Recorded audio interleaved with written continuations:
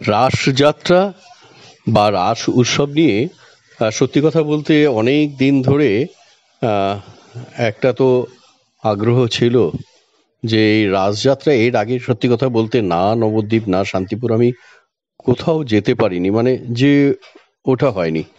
তবে এবার খুব আহ, আগ্রহর সঙ্গেই শান্তিপুরে চলে গিয়েছিলাম রবিবার। তা দেখে এত সুন্দর লাগলো, এবং এই রাস সম্বন্ধে আমি যা ইতিহাস পড়েছি সেটাও কিন্তু এক চমকপ্রদ।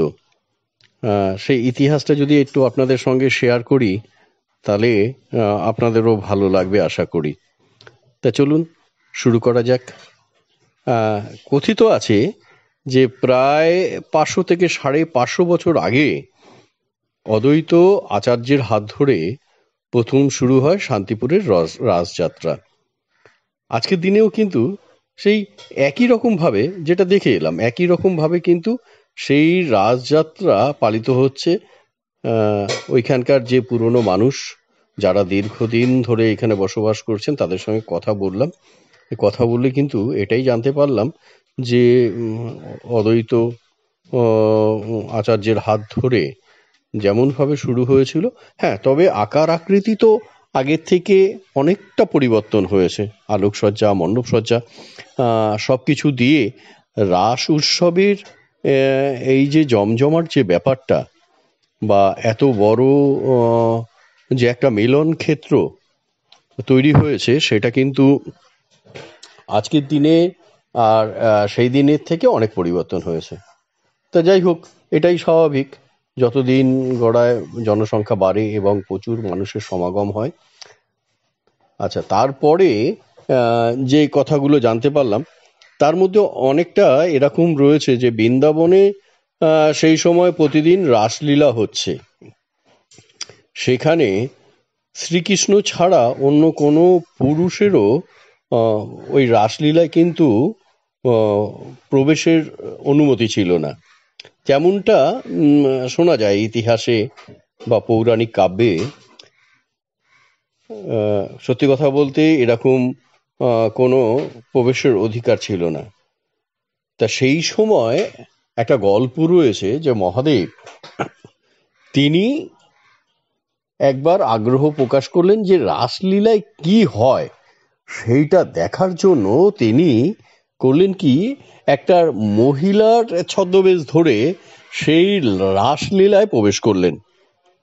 ভগবান শ্রীকৃষ্ণ কিন্তু সেটা বুঝতে পেরেছিলেন যে কোনো পুরুষ এই রাসলীলায় প্রবেশ করেছে। সঙ্গে সঙ্গে তিনি কিন্তু সেই রাসলীলার ক্ষেত্র ছেড়ে বেরিয়ে যান, এবং পরে তিনি যোগের মাধ্যমে বুঝতে পারেন যে স্বয়ং মহাদেব কিন্তু সেই রাসলীলায় প্রবেশ করেছেন। তা ভগবান মহাদেব প্রবেশ করেছে, ভগবান মহাদেব চাচ্ছিলেন যে এই রাসলীলার ব্যাপারটা জানতে বা দেখতে কি হয় সেখানে। এরকম একটা গল্প শোনা যায়।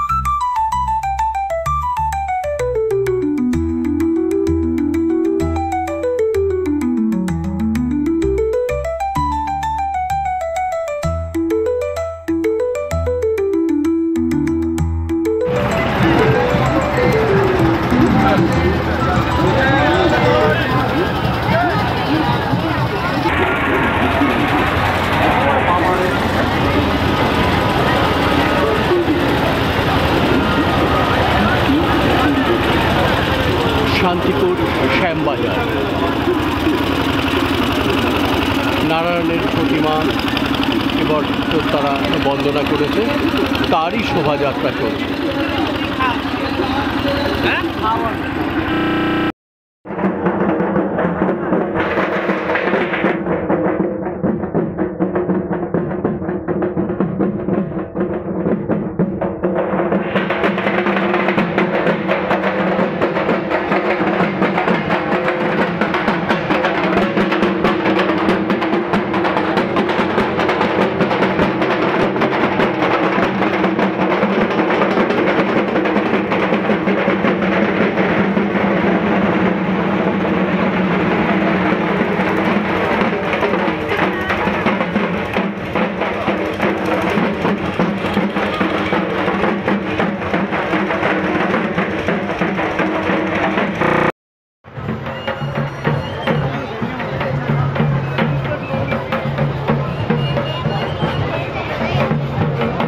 শান্তিপুর ভাঙা রথ মেলা।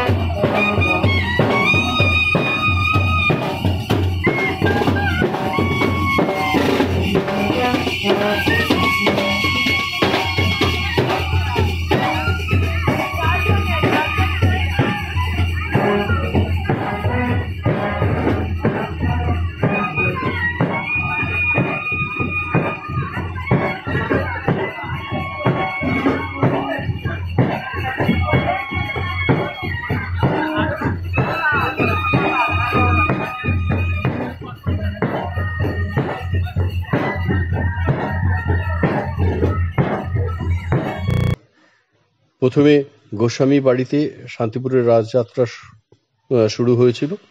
এরপর অর্থাৎ গোস্বামী বাড়ি থেকে রাধারানী ঝিউ অর্থাৎ শ্রীকৃষ্ণের বিগ্রহ চুরি হয়ে যায়। এরপর অদ্বৈত আচার্যের পৌত্র মথুরেশ গোস্বামী বাংলাদেশে যশোর থেকে পুনরায় সেই মূর্তি উদ্ধার করে নিয়ে আসেন। গোস্বামী বাড়ির পরবর্তী বংশধররা আলোচনা করে সিদ্ধান্ত নেন, যেহেতু শ্রীকৃষ্ণ একাই মন্দিরে আছেন, তাকে যুগল রূপে পুজো করতে হবে। এরপরেই রাধারানীকে স্থাপন করার উদ্দেশ্যে বৈষ্ণবদের মতামত নিয়ে একটা ভালো দিন দেখে রাধারানীর বিগ্রহ স্থাপন করা হয়। আর সেই দিন থেকেই শুরু হয়ে আসছে শান্তিপুরের রাসযাত্রা। শান্তিপুরে 3 দিন এই রাস উৎসব পালন করা হয়। আজও শান্তিপুরে সেই একই নিয়ম মেনে রাসযাত্রা হয়ে আসছে। আর এই রাসযাত্রা যখন শুধুমাত্র গোস্বামী বাড়িতে তখনকার সময় হতো, এখন কিন্তু শুধুমাত্র গোস্বামী বাড়িতে থেমে নেই এই রাস উৎসব।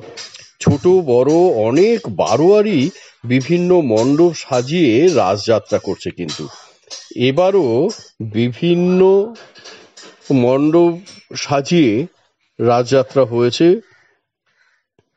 বিভিন্ন বারোয়ারি তাদের সেরা উপহার তুলে দিতে চাইছেন দর্শনার্থীদের মধ্যে। তার মধ্যে অন্যতম যেমন আমার চোখে পড়ল শ্যামবাজার রাস উৎসব কমিটির পুজো। তারা এবছরে বিভিন্ন প্রকার যে লোহার জিনিসপত্র দিয়ে কিন্তু তারা তাদের মণ্ডপটি এইবার সাজিয়েছিল, খুব ভালো লেগেছে। তারপরে থানার মাঠ, রাস উৎসব কমিটি যে পুজোটা করেছে, বিশেষ করে অক্ষরধাম মন্দিরের আদলে তৈরি হয়েছে তাদের এবছরের মণ্ডপ, সেটাও দেখার মতো। শান্তিপুর লিডার্স ক্লাবের থিমটাও যথেষ্ট ভালো।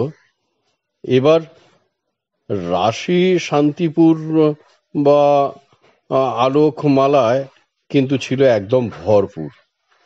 অন্যদিকে যেটা দেখলাম সেটা হলো লক্ষ্মীতলা বারোয়ারি, তাদের এবছরের থিম বদ্রীনাথের ধামে কিন্তু তারা মণ্ডপটা করেছিল, সত্যি দেখার মতো ছিল।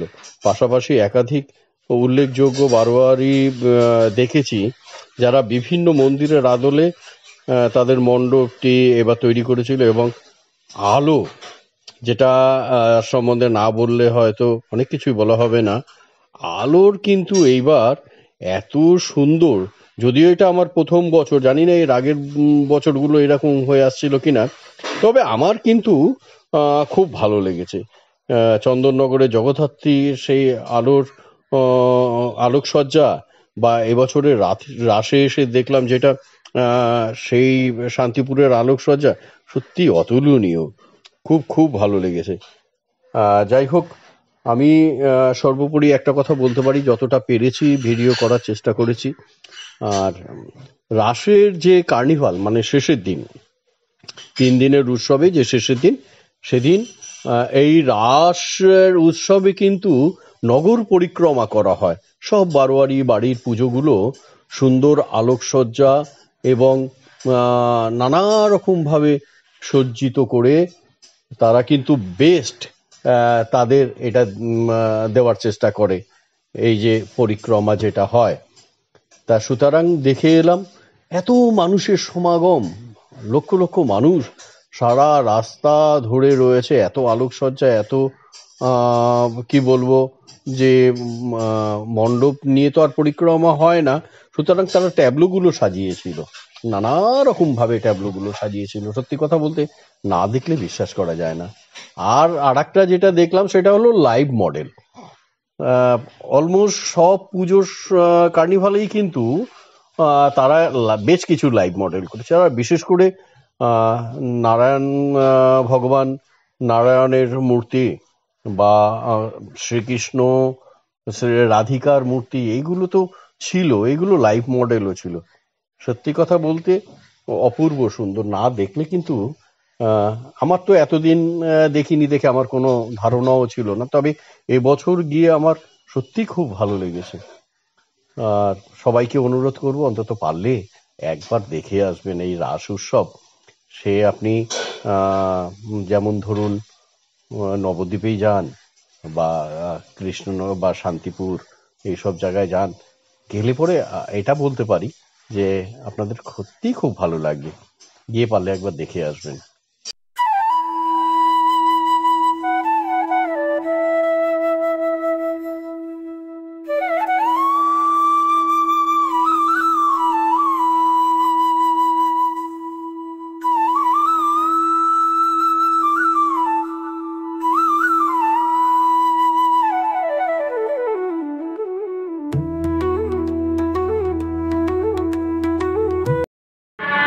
এছাড়াও আমাদের এই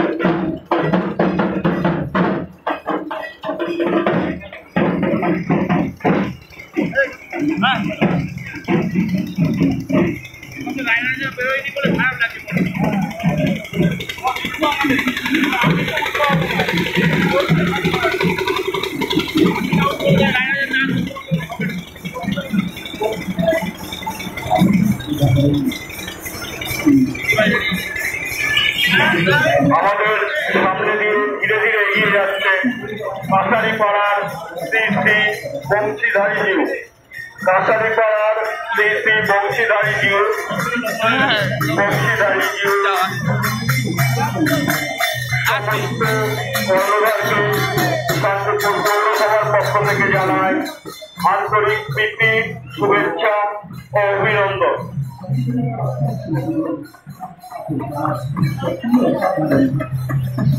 শান্তিপুর পৌরসভার সামনে থেকে খুব সুন্দর শোভাযাত্রা নিয়ে এগিয়ে যাচ্ছে বংশীধারী জিউ সমস্ত